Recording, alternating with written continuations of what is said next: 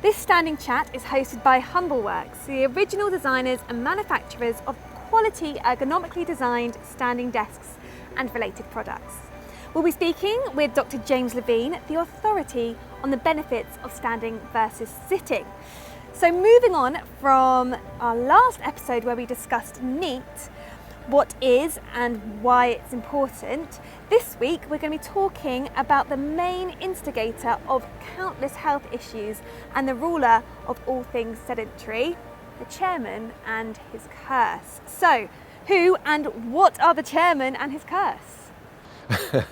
Well, India, the chairman is this invisible entity who has tied us to our chairs.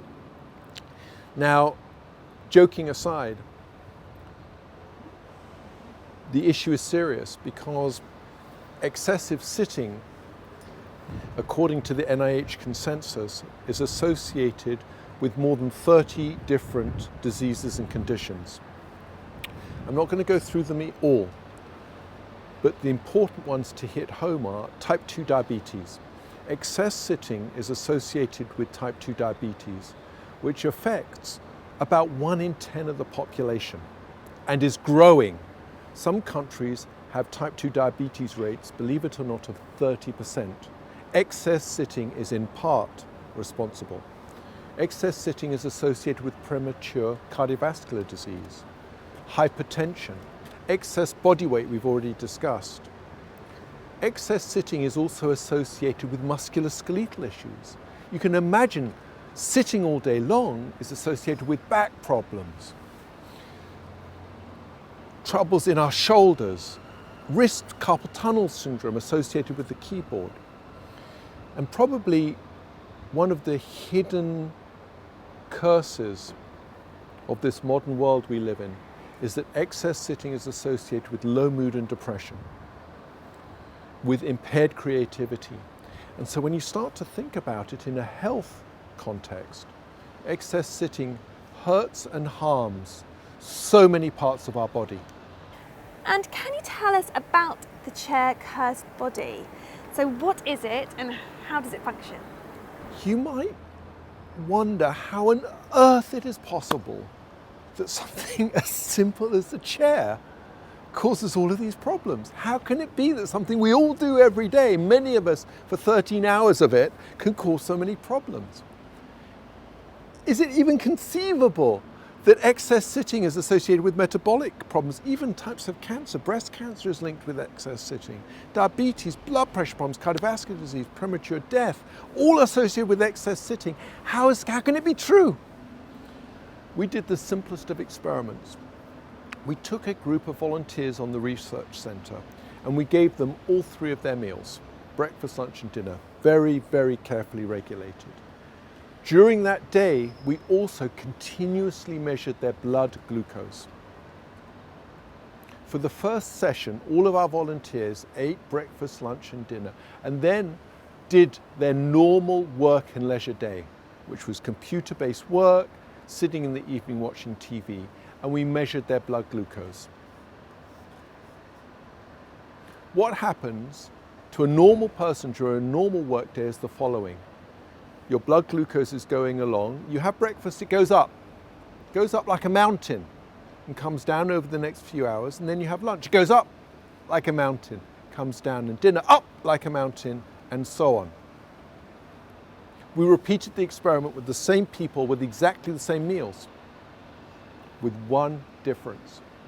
After each of those 3 meals, instead of just doing normal computer work, watching TV, all the stuff we're used to, we asked our volunteers to take a 15-minute stroll at 1 mile an hour after each of those meals, breakfast, lunch and dinner. And what was unbelievable is that every single volunteer's blood sugar responded the same. After breakfast, instead of it being a mountain, it was a molehill. After lunch, instead of there being a mountain with a 15-minute walk, it became a molehill. After dinner, instead of there being a mountain of blood glucose in response, a 15-minute stroll after the meal halved it to a molehill. So you can imagine over a whole day, getting out of the chair, moving after each of your meals can halve the excursion, the increase in blood glucose after eating. Now, if I were then to share with you that the biggest predictor of type 2 diabetes is the size of those mountains, the so-called postprandial glycemic excursion, the size of those mountains, you can immediately understand that a chair-based society where we never move is associated with mountainous excursions in blood glucose and in type 2 diabetes.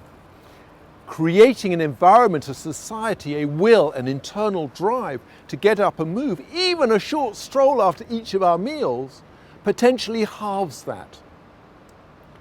If I were to also then share with you that insulin that drives blood sugar into the body after the meal is also linked with insulin-like growth factors, those are linked separately to types of cancer, you then start to get the picture that movement can protect us against not only type 2 diabetes, but types of cancer, cardiovascular disease, and so on.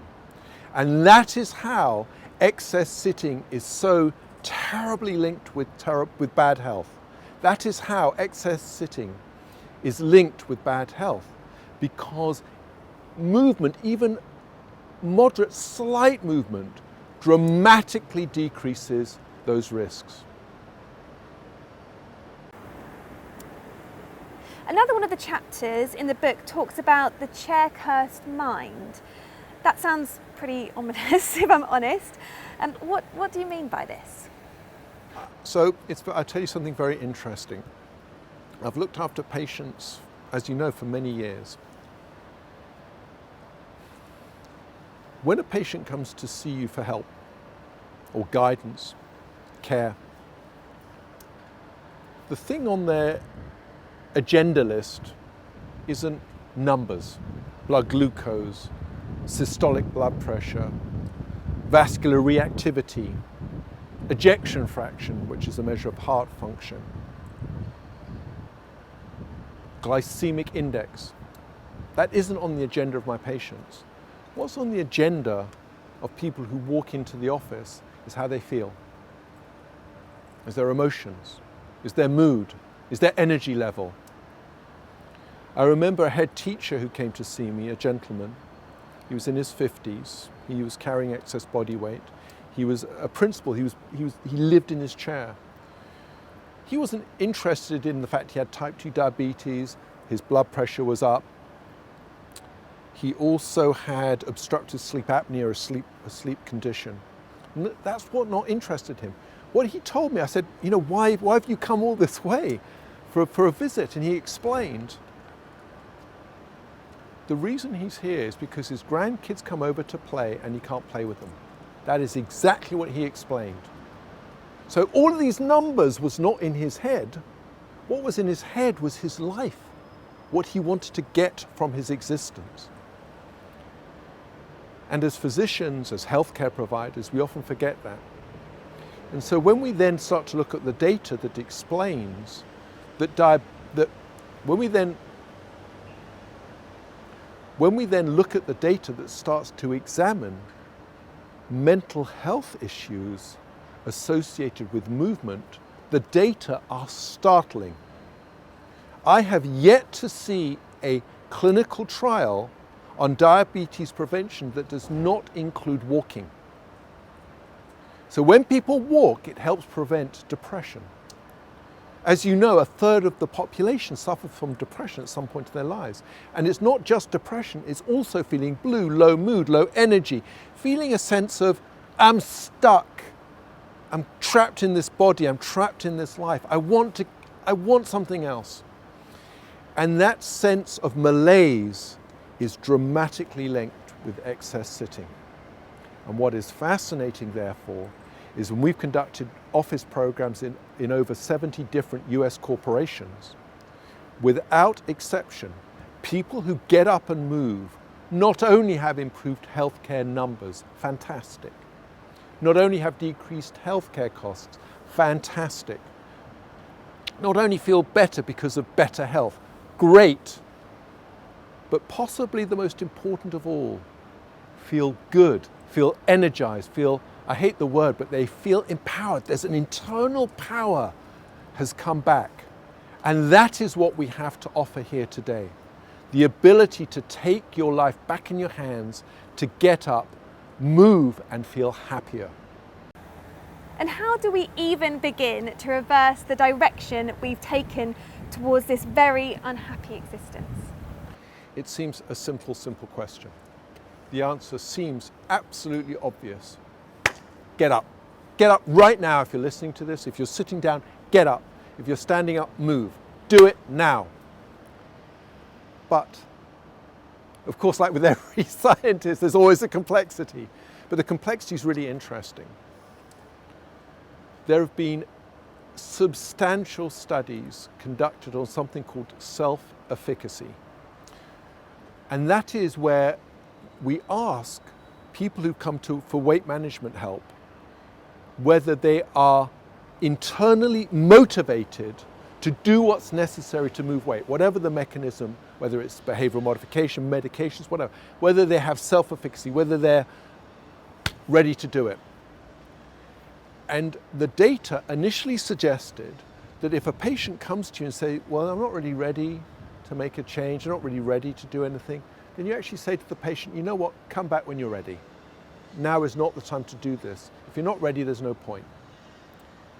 But what's interesting is when you start looking at sedentariness, that proves not to be the case.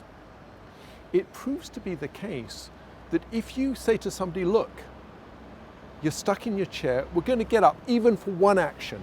We're going to convert lunch break, if you wish, from sitting eating a sandwich at your desk, which by the way 60% of people do, guilty, to taking a walk during your lunchtime, 10 minutes for the sandwich, 20 minutes for the walk, and you do that continuously for 3 weeks, you've got up and moved, even if you've got no real intent to do it, we're just going to ask you to give it a go.